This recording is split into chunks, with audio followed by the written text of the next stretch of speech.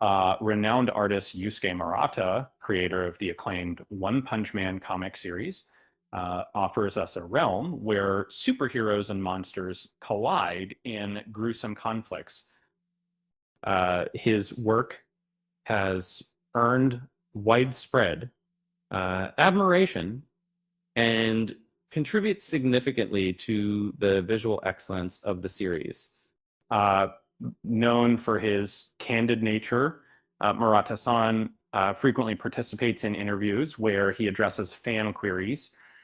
Um, During an interview stream in January 2016, he disclosed a rather unexpected personal viewpoint.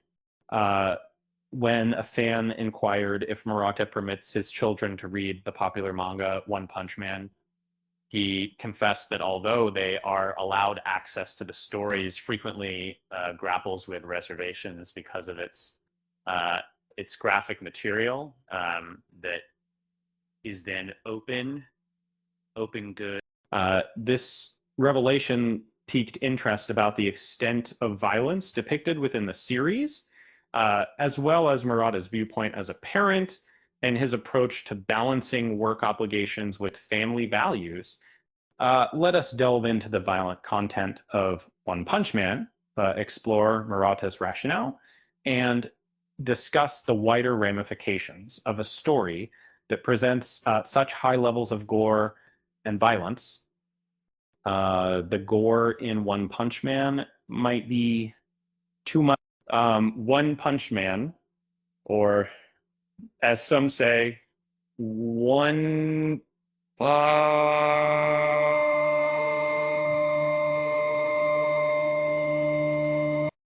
Is an exaggerated action comic focusing on a character named Saitama. Um, Given the superhero theme, it doesn't hesitate to include intense violence and bloodshed. Artist Yusuke Murata portrays both characters and gory scenes with exceptional precision, which can sometimes be nauseating. And viewers of just one episode of the series will understand our reference. From its very start, the show makes it clear where it stands on graphic violence and brutality. From the start, the series plunges us into a world filled with brutal violence. The first episode introduces us to Vaccine Man, a creature spawned from human contamination who's grown weary of humankind. Despite defeating Smile Man, he meets an unfortunate demise at the hands of Saitama, who ends him with a single punch. Though such confrontations are typical in superhero shonen series, it's the aftermath that captures our focus. Um, the attack from Saitama annihilates Vaccine Man, leaving behind a pool of purple gloop and tissue. The setting is both victorious and gruesome, establishing the mood for upcoming episodes within this series. Let's examine another installment, specifically episode 2.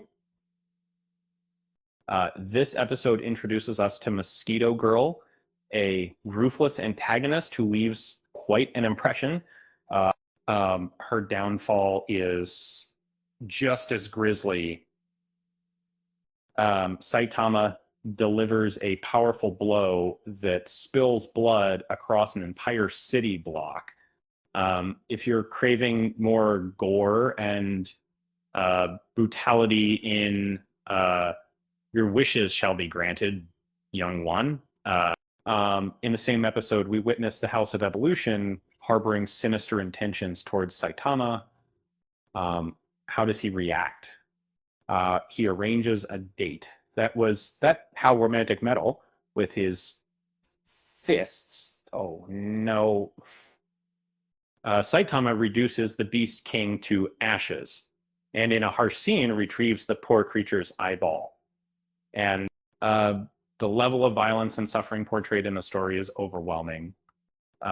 skulls are crushed, bodies are dismembered, and brutality abounds. And then Murata illustrates these instances with art that unveils the internal organs to the public eye. I think it's fair to say One Punch Man got the best art in the history of manga. Uh, it's no wonder that the father prefers to keep his kids away from the One Punch Man comic book when it contains such intense violence. Although the violent scenes and gruesome details are often portrayed as humor, they still push the story into a realm that could be too intense for younger readers.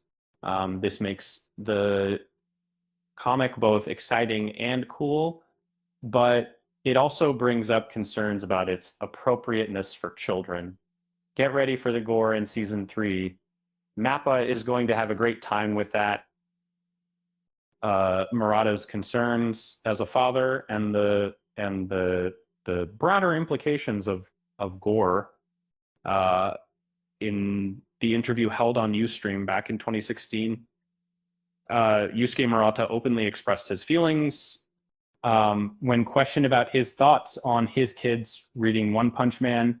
He admitted that he found the manga unsuitable for them due to its content. He expressed discomfort over the violent images in the manga whenever his kids read it, which reveals a tension between Murata as an artist who values his craft and Murata as a father who wishes to protect his children from mature content.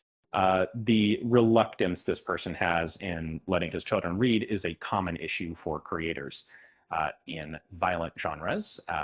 Although some might view as a humorous satire of superhero themes that also includes violence, parents may not see the humor as overpowering the graphic content.